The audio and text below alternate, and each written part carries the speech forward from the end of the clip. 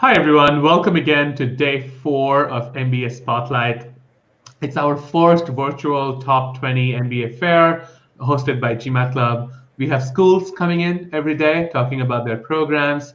We also have admission consultants weighing in on your profiles. And finally, we also have college students talking about their MBA experience. Join me in welcoming Kate and Katie from Harvard Business School. Why don't you take it away? That sounds great. Thank you so much. Hi, everyone. It's such a pleasure to be here with you today.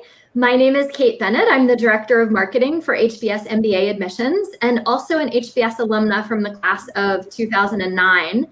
And we first wanted to sincerely thank each of you for taking the time to join us today. We know you're all extremely busy, and it means a lot that you want to learn more about HBS.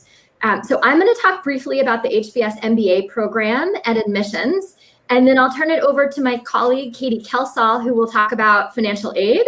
We'll save a lot of time for questions, and our colleagues, Rachel and Evan, will also be answering live questions on YouTube. Next slide, please. The HBS MBA program was the first ever MBA program, and it's now over 100 years old. And obviously in that time, the school has grown a lot, it's changed a lot. But one thing that hasn't changed is the mission of the school, which is to educate leaders who make a difference in the world. And on the surface, this sounds like such a simple statement. It might even sound similar to missions from other business schools that you're learning about. But at HBS, we take this mission really seriously, and it permeates everything we do at HBS. It's the basis for how we structure our curriculum. It's a guide for how we think about selecting applicants, and it's what we hope for our alumni. So we'll be happy to dive into any detail that you want on our program, but we did want to start by giving the basics of the MBA program at HBS. Next slide, please. Thank you. The HBS MBA program is a 2-year full-time MBA program with a general management curriculum. And with the general management curriculum, we want to prepare you to lead in any industry, in any function, anywhere in the world, especially given how frequently people are changing jobs and careers. The first year at HBS is called the required curriculum, and students take 11 required courses. We believe that the structure in this first year breeds flexibility over the course of your career. And the second year is called the elective curriculum, and this is really different. You get to pick all of your classes. You can choose from over 100 electives offered at HBS. You have the opportunity to cross-register at other schools or take independent studies with faculty.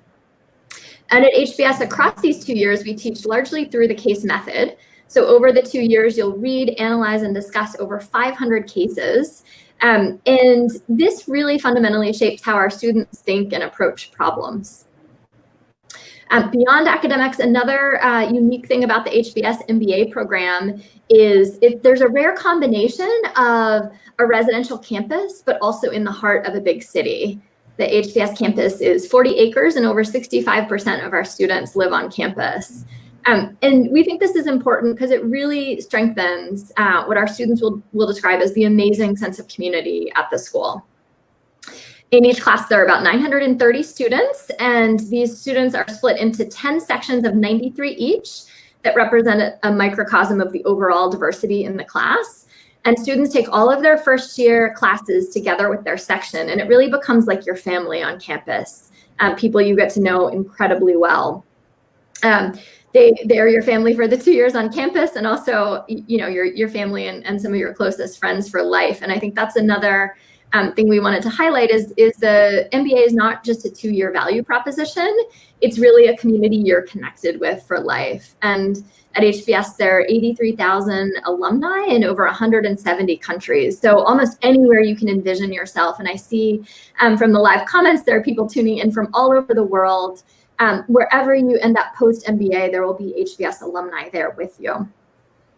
The Field Global Immersion program is a semester-long course in the first year where you're paired with a global partner company to work on an innovation challenge. And at the end of the semester, it culminates in a 1-week immersion to the company's location in an emerging market around the world. Our students unfortunately didn't get to go on this trip this year because of COVID-19, but it is one of the highlights of the first year and something that we're looking forward to returning to. Career-wise, our students are lucky to be supported by an amazing career and professional development who work very closely individually with every student, including the 65% of students who change career paths during the HBS MBA. And finally, there's a really great legacy of entrepreneurship at HBS. At the 15-year reunion, we survey our alumni, and by 15 years out, we found that over 50% of alumni have started at least one company. So there's a very robust ecosystem to support both our students and our alumni in their entrepreneurial ventures.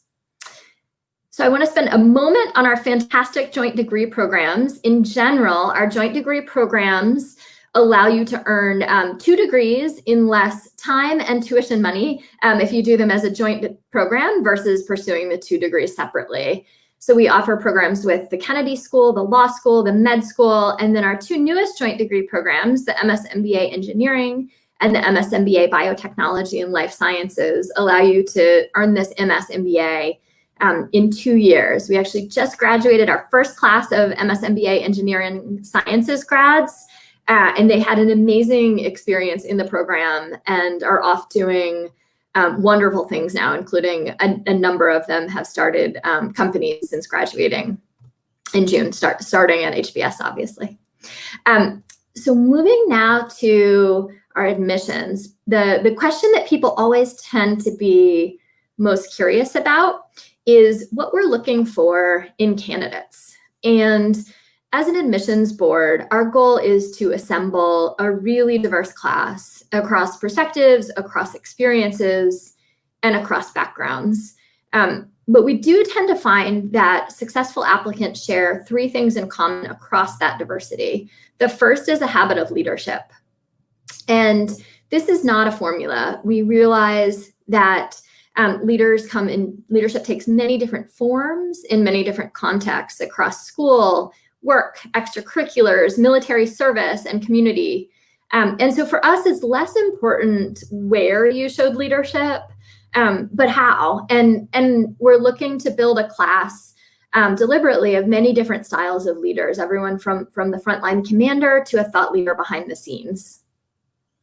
The second thing we're looking for is analytical aptitude and appetite. And I realize that's a bit of a mouthful, so I'll split it out. On analytical aptitude, the HBS case method environment that we discussed is a really rigorous academic environment. And so we want to make sure everyone we admit thrives in that academic environment. And on appetite, we're looking for students who are intellectually curious, who are going to be eager to dive into those 500 cases across industries that I mentioned.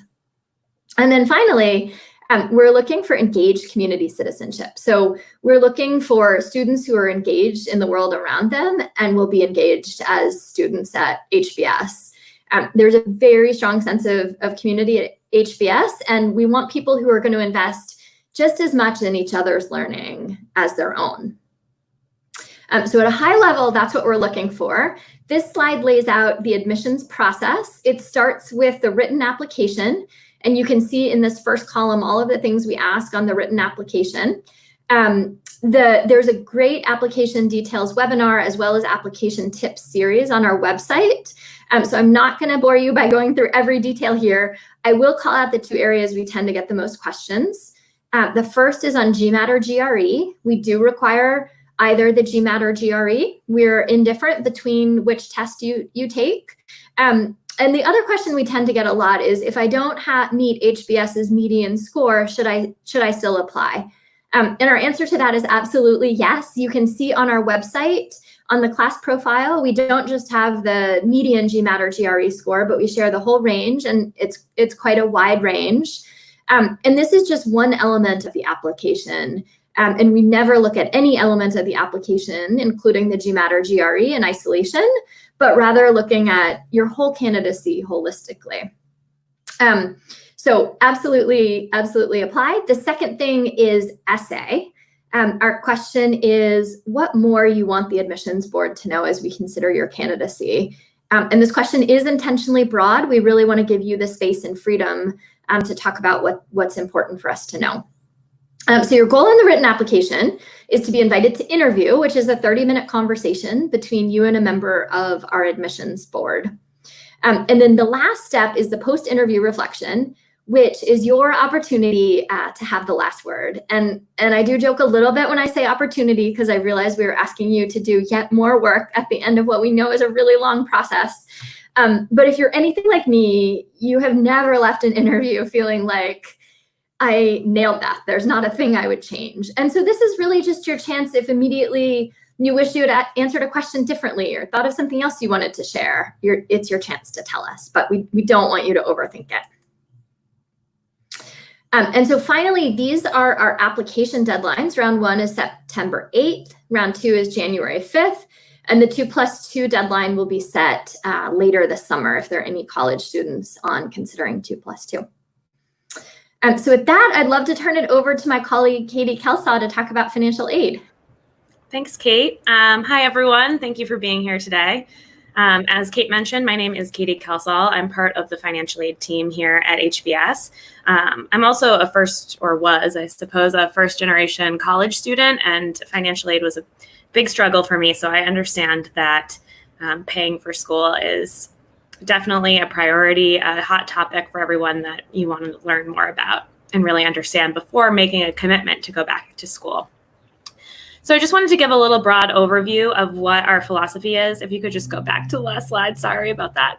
Our financial aid philosophy here at HBS is, first, I want to point out, since this is a very international group, that we do have financial aid for both domestic and international students, and there is no difference between the eligibility between the two, so you don't need to worry about that. We are a need-based aid program, so we don't offer merit aid at HBS. All of our financial aid is based on your individual need, and I'll talk a little bit more about what that is in the next slide. But all of that is really made possible by our awesome and generous alumni. So something that's really special about our program here is that our alumni, as Kate mentioned, are very committed to the school and very engaged. And so we do a very careful job at pairing our donors with our scholarship recipients, and you actually have an opportunity to meet the person that's helping fund your education. And lastly, we do consider this a shared investment in your future. And so what that means for us is that no one at HBS gets a full ride. We do expect all of our students to contribute financially to their education in some way, but we do have a very generous need-based financial aid. So with that in mind, a little snapshot of what our scholarships look like. So you're aware, scholarships mean this is free money for you that goes towards your tuition that you don't need to pay back. Our average scholarship is about $42,000 per academic year, so around $84,000 for the program. But you'll see on the left-hand side of this slide that there is a wide range of scholarship amounts, and that's because, as I said, we're a need-based school. We assess everyone's need individually, and your financial aid package is based on your individual circumstances. So the scholarships can range anywhere from $30,000 to $70,000 depending on your unique situation. And lastly, if we can go to the next slide, great. I'd like to point out that we not only have financial aid for tuition assistance, so not only for while you're in school at HBS, but also throughout your lifetime, your MBA journey. So as I mentioned, we have great need-based scholarships to help you pay down your tuition costs. We also have some complementary fellowships. So these are additional scholarships that you could apply for on top of that need-based aid. We also support all of our military students. So students who receive GI benefits are welcome to use that towards tuition. But then we also have some programs to help you explore your career. So between your first and second year, the summer between your first and second year, you can apply for a summer fellowship, which really allows you to take a job in a field that you are interested in exploring and get paid to do so. We support your salary for that summer. And then at the end of your MBA, you can apply for career support and exploration funds. Now, these are funds that are designed to help you move into a career after graduation without worrying too much about your debt burden or the salary that you'll make. So we have some opportunities for students who are going into the nonprofit sector. For example, there's the Leadership Fellows program, which is salary support for students who want to work in a nonprofit or government. And we also have the Loan Repayment Assistance program for people in social enterprise. So again, these programs are really designed for students who are going into fields that might not pay the average HBS MBA, but we want to be able to provide financial assistance so that you feel like you can do whatever it is you feel passionate about after graduation. So that was a pretty quick overview of our financial aid program. I'm sure you have a lot more questions. So we're going to take a good amount of time to answer questions about financial aid and the admissions process and the program overall. All right, so that was great. Thank you so much for sharing. We have a ton of comments, so just give me a few seconds to navigate this. So one quick question that I'm looking at is HBS is a lot about leadership. So when you go to the HBS website, leadership is front and center. So how does HBS define leadership, though? Can you give us some clear examples of what you look for when you say you look for leadership? Sure. So as we think about leadership in an application, we want to understand what's the impact on the organizations that you've been part of. And so we mentioned that can take place in many different contexts. We consider leadership from your undergraduate, from extracurricular activities, from your current job, military service for anyone in the military, community organizations that you may be involved in. And we do realize people have different styles of leadership, and we're not necessarily looking for the loudest person who is sort of always the most vocal. We're really looking for a range, and I think what is common across that range we're looking for is understanding how are the organizations that you've been part of better as a result of your involvement. What are the things that you helped organizations achieve? Right. And how have you worked collaboratively with others to achieve those things? Awesome. So we are getting a few questions around, the current situation and the pandemic and business schools' response to that. I think HBS was one of the first schools to offer deferrals. So questions coming in about how the round one cycle looks like for this year, for people who are applying this year. Is it going to be more competitive considering there have been a lot of deferrals? Any ideas on what that would look like for future applicants? Sure, that's a great question. And I did see another one in chat also sort of comparing round one and round two. Maybe I'll answer those together.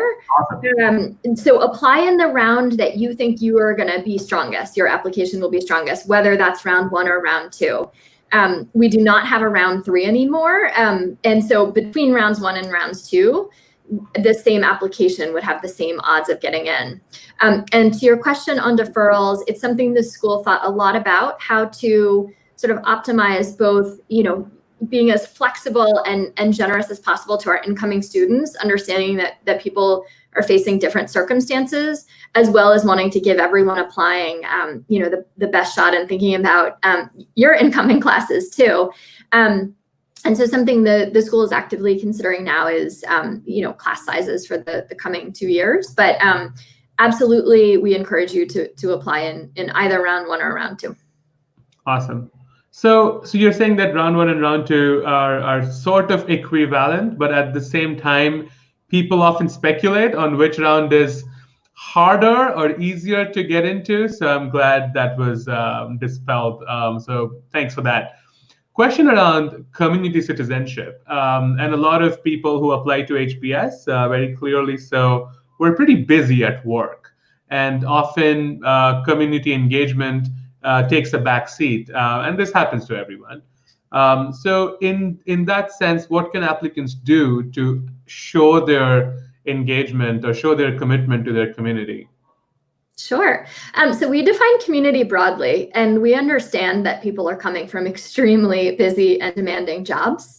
And so community engagement can include your involvement at work. So sometimes at work, you will take on responsibilities over and above those of your core job function. So if you're involved in recruiting or training or professional development, or even just mentoring those younger than you, that's a great example of engagement in your community.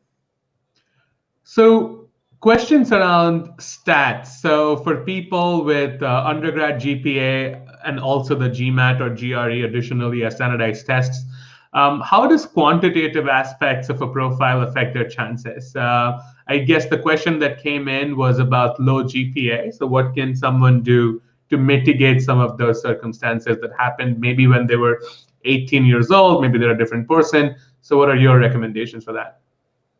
Sure. So we're always, again, looking at applications holistically, and there are a number of factors that will allow us to assess somebody's quantitative ability. So GPA is one factor. We don't just look at the GPA itself. We also look at what were the courses people have taken, what was the trajectory of that GPA, test score, so GMAT or GRE. We also look at your work experience, and that's a great, most recent example to showcase your ability. It's something your recommender could potentially highlight. And then finally, this is definitely not required, but for some students who have a lower undergraduate GPA, they'll choose to supplement, take an online class or a class at a local community college to showcase that ability. Awesome. So you mentioned a little bit on your slides about the dual and the joint degree options at HBS, right? Can you give us some examples of students taking up on those opportunities and as a result, what they did at the end of their graduation? Sure. So the Kennedy School of Government, the joint degrees there, students have gone into all sorts of different interesting paths. Some students have actually chosen to enter the public sector and take key roles within local, state, or national government. There are lots of leaders of nonprofit organizations. We just had a panel yesterday, and the COO, now CEO-elect of Harlem Children's Zone, which is a large nonprofit in New York, is a Kennedy School joint degree holder. So there, and then also roles in business. There are people working at a lot of the large tech companies, sort of at the intersection of policy and business. So those are some Kennedy School examples. Law school, similarly, we have people in government. There's someone in a high-level position in the government in Nigeria who has that joint degree. There are others working in companies at the intersection of policy and business. And then med school, we have both practicing physicians. We have a lot of CEOs and founders of healthcare startups. So those are some examples. Awesome. So getting more questions in around work experience. One common thread that people see in HBS is it could be a misconception as well. You need really big brand names to even be considered for an interview. Can you tell us your thoughts about that? And I have my feelings too, but you're probably more right in what you evaluate. So please tell us about brand names and resume.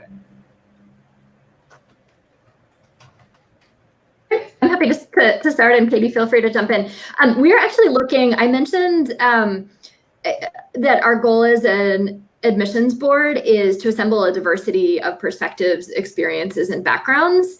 And so actually, this is a perfect example. We're looking for a wide range of employers and companies. We have a tremendous number of undergrad institutions and a tremendous number of employers represented in our class. And so, actually, if you're applying from a smaller company, definitely feel free to play up the unique perspective you would bring, because we do want a diversity of experiences, across all dimensions represented in the class. Yeah, I would just echo that for the case study to really thrive, it's really important to have students from all different types of backgrounds and with a lot of different experience. I think another question that we tend to get is, I was a humanities major in college, and I'm not that traditional MBA path, but that is a very valuable voice in the classroom. So just similar with your career background, your educational academic background is unique and interesting as well. Awesome. Question for Katie. How does HBS really define need? Sure. That's a great question. So there's typically two major factors that we look at when we're assessing your financial aid eligibility, and that is your income and your assets from the previous 3 years. So for instance, for this upcoming 2020 class or fall 2020, we looked at their 19, 18, and 17 incomes. And kind of a good rule of thumb, I shouldn't say rule because there are always variances, but typically single students who earn under 125,000 US dollars per year would be eligible for need-based aid. Some factors that can influence that, or that's based on a single student salary. So if you're married or have children, that can play a role as well in your financial aid eligibility, but that's kind of a good way to gauge whether or not you might be eligible for aid. That being said, it is a separate, since we are a completely need-based school, you apply for financial aid after you've been admitted. So those two evaluations are completely separate. So first you would be admitted and then we would evaluate your eligibility for financial aid. Awesome. So getting questions on the interview, you mentioned on your slide, Kate, that the interview structure is a 30-minute conversation with a member of the admission team. So if it's a conversation, what are some of the best ways to do good in that conversation? And I have some questions about the post-interview reflection as well, but I'll get to that after this. Sure. So the interview is a 30-minute conversation between between you and a member of the admissions board. Your interviewer will have read your entire application in great detail, so they'll know lots about you and come prepared with specific things to talk about. And so, I would say the good thing is we're not going to ask about, anything beyond sort of what's in your application and you. So just, come in, be present, be in the moment, be authentic. I think the best interviews are ones that feel like the person's genuinely listening to the question, responding to the question, and then often will turn into, a back and forth conversation.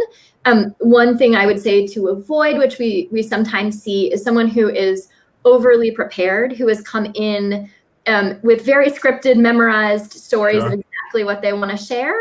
And that makes it harder to feel like it's truly a back and forth conversation. So I would say be yourself, listen, and just be excited to talk about you.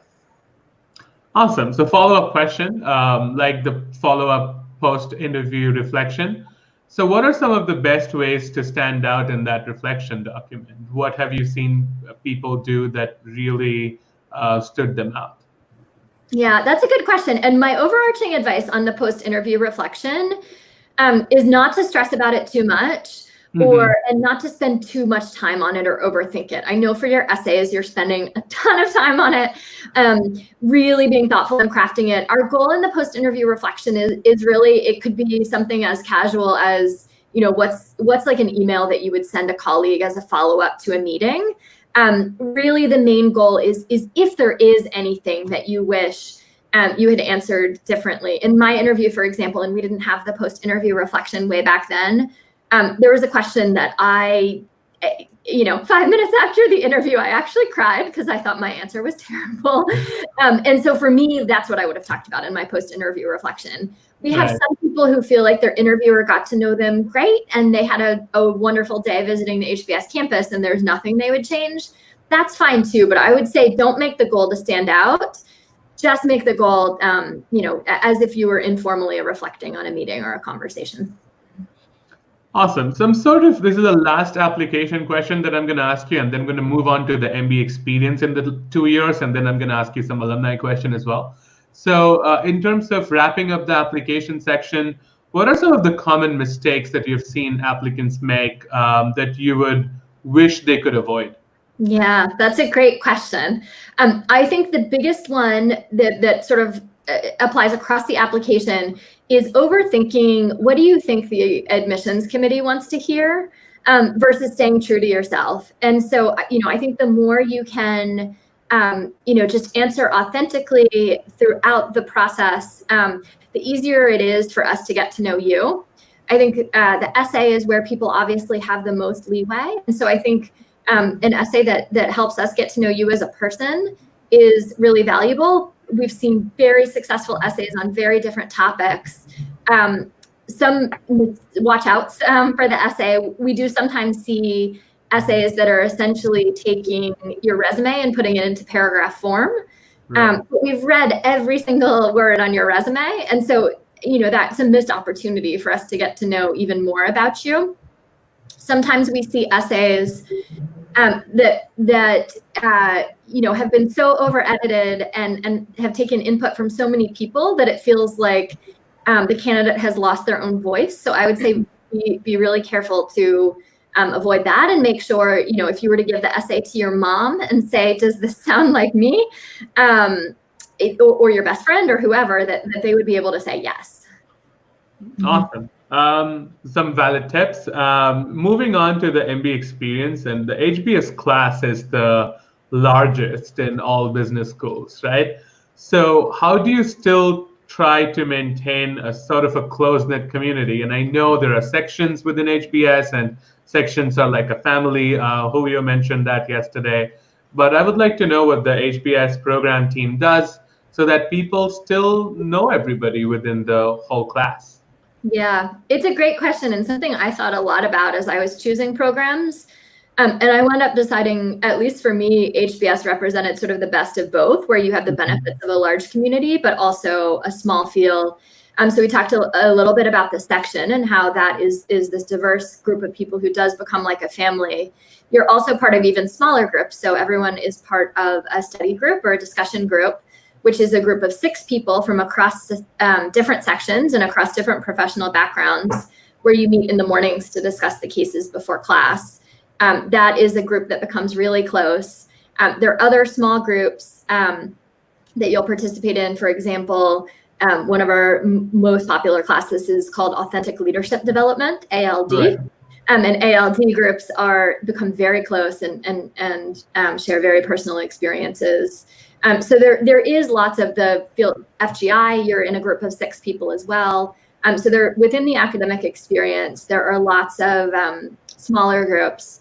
And then I would say one of the benefits of the large community is, for any given club, for any industry you're interested in, for any affinity-based club that you might want to join, for any interest-based club, there is going to be tremendous critical mass among those communities you're interested in. But the clubs are a great way of forming closer relationships too. Katie, anything you'd?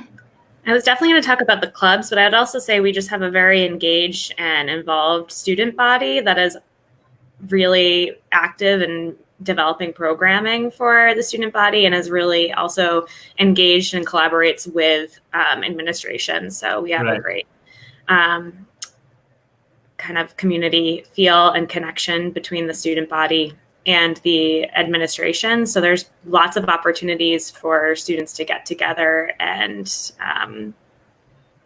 so getting a question around how do sections get selected? Do you have a sorting hat? Can you think in your head that you want to get into Gryffindor? How does that happen? It is a sorting hat. No, just kidding. But it is a very robust algorithm that factors in, as lots of different aspects of diversity of someone's background to intentionally try to create as diverse sections as possible and make each section a microcosm of the overall class.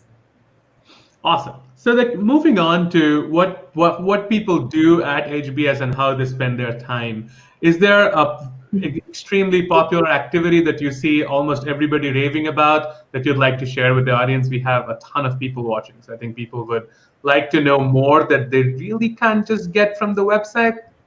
Mm-hmm. Sure. Katie, do you want to start, or do you want me to start? Well, I was just going to say there's so much to do. I think one of the sort of issues sometimes our students have is that there's so many things to do and they have so many different interests that it can be hard to prioritize. So essentially, anything you are interested in, there's a club or activity for on campus, and you can find your place there. But I think making those priorities can be a little bit of a challenge. Yeah, I agree with Katie. We're also both at HBS and then across the Harvard community generally lucky to have amazing speakers come to campus. Mm-hmm. So people often will go see speakers who are just incredible. The HBS show is incredibly popular. It's an annual sort of parody of HBS that's student written, student directed, student acted. Almost everyone in the community will at least go see it. It was virtual this year, and you can probably find it on YouTube. There was also an HBS talent show this year that was virtual that I think you could find on YouTube as well if you want to get a sense for sort of the culture beyond what you'll find on our website. The students got Randy Jackson actually to be one of the judges of the HBS Got Talent show, which was pretty neat. Have you guys ever been the victims to a HBS show focused on admissions parodies? There are frequently admissions parodies, yes. I can imagine. So moving on to what people do after they are done with HBS, do you see any trends of how recruitment in business school has changed or has transitioned in the last maybe 10 years or so? Yeah, that's a great question. I mean, I can talk. I graduated in 2009, so about 11 years ago, and I think things have shifted a lot in that time. I think people today are more likely to be starting companies, although there are lots of very successful 2009 startups as well. But we have lots of founders, lots of people joining startups, more people joining large tech companies than when I was at school. And then also being, I think the interest in social enterprise and social impact has also grown. So more people joining nonprofits, joining government roles. And so I think there's just, I guess what I would say to summarize is even more diversity in terms of what people pursue, and less concentration at some of the biggest companies that recruited HBS, and people really coming to HBS to find their specific passion and being really intentional and thoughtful about finding something that's a perfect fit, just given how many options are open to people. Awesome. Yeah, and just to piggyback on that, the financial aid programs kind of really have been taken into consideration the trends and career and what students are interested in. So as Kate mentioned, as interest in social enterprise has grown, we've increased a lot of programming and funding for people that are going into those industries. Similarly with entrepreneurship as well. Yeah, Katie, do you want to talk about so search funds were not a thing when I was in school, right? And now there's a whole search fund fellowship. Katie, do you want to talk about that? Yeah, so we develop fellowships quite often depending on the needs of our students. So to kind of echo what we were just talking about, this past year, I believe, we launched a search fund fellowship. So that's for students who want to go and purchase a business and essentially become the CEO or leader of that business, a small business. That generally requires some capital that a lot of students don't have. So HBS developed this scholarship or fellowship to be able to help fund that. So the idea behind all of our postgraduate fellowships is really to open up the doors to students to be able to do what they want to do after graduation without worrying about the costs. I think, Katie, you answered some of our user questions around entrepreneurship as well. So I'm going to throw this question at you. If I'm interested in entrepreneurship, but not sure if I want to commit to the founder's journey that HBS has designed, what are some of the other ways for me to still explore an entrepreneurship experience? And I think the fellowship that you mentioned, the search fund, is definitely one of them. But are there other examples where HBS tries to foster entrepreneurship in its students? Yeah. Sorry, Kate. I was just going to add not only the search fund, but our summer fellowship program is a really great opportunity for students to explore a career path without making a commitment to that after graduation. So that can be anything from entrepreneurship to social enterprise to the private sector. But there are specifically summer fellowships called the Rock Summer Fellowship for students to pursue entrepreneurship over the summer and get the funding to do so. And then there are plenty of opportunities around campus to be involved in entrepreneurship. There are academic courses that you can take that can help you explore those ideas without, making a commitment to pursuing that after. Yeah. Would you mind, there's a slide right after Q&A on entrepreneurship that I think just will be, for those interested in entrepreneurship, a good, and there may not be a slide. If not, that's okay. There's lots of, actually after, thank you, sorry. No worries. I don't see a slide. So there's lots of information on our website, but as Katie mentioned, there are tons. It's our largest faculty unit. And so there are over, in the first year, everybody takes an entrepreneurship class, which is a great way to explore. There's also an experiential elective in the January term called Startup Bootcamp, which is a great class to take either for people who are certain they're going to start a business after school or people just exploring. And then during the second year, there are 20 case-based entrepreneurship classes and over a dozen experiential immersive classes. And these are all good ways. I see Rachel just shared entrepreneurship resources in chat. Thank you, Rachel. Absolutely, Rachel is awesome. And then through the Rock Center, both the Rock Center, which is HBS specific, as well as the iLab, which is across the whole university. There are tons of workshops, speakers, entrepreneurs in residence, just tons of ways to explore and see if it might be a path for you. Awesome. So we are sort of running out of time. We have just a few minutes left, but I wanted to throw a quick curveball at you because why not? I have the opportunity. So if someone wants to apply to HBS a couple years down the line, right, maybe just a year out of college and just thinking and toying with the idea of business school, what advice do you have for him or her? And my next follow-up question is, if somebody is applying just next year, so there's not a lot of time left, what advice do you have for that person? Great. Katie, do you want to take either of those? Sure. Well, our first round for next year is September 4th, right? Early September. Yeah. I think if you're starting to think about it now and starting to work on your application now, I would say that's actually plenty of time for you to think about, take the summer to apply. You're obviously already doing your due diligence by being here and learning more and exploring the website. So I think, you should feel like you are preparing and doing the best to apply early next year. Yeah, great. Yeah, so first round is September 8th. So it's after that long weekend. So you even have the long weekend. But as Katie said, there's plenty of time. If you're thinking about applying several years down the road, I think starting to think about, what might your path be long term? How would an MBA help in that journey? What are some of the main things you would hope to gain in an MBA program? What are some of the things you'd want to test or experiment with? And then start learning about each of the schools. There are a lot of fantastic business school programs, and they have a lot of information on their websites, a lot of, especially now, virtual events, including recorded virtual events, where you can hear directly from students. But you have time to map out what is your journey and how would an MBA program help. So that would be my advice. Awesome. So we are out of time, but thank you so much, Kate and Katie, for this session. This was great, ton of questions, and we know we couldn't get to all the questions, but we have a chat right now that starts in 2 minutes on GMAT Club, so head over for some more questions. Kate and Katie, thank you so much. Do you have any last thoughts for the audience? Thank you so much for having us. I would just leave with, if you think HBS might be a good fit for you, we really hope that you choose to apply. We have lots of virtual events this summer, so please tune in. We have weekly information sessions where there's more of a chance to ask more questions if we didn't get to your question today. But thank you for joining, and we hope we see your application this year. Awesome. Thank you.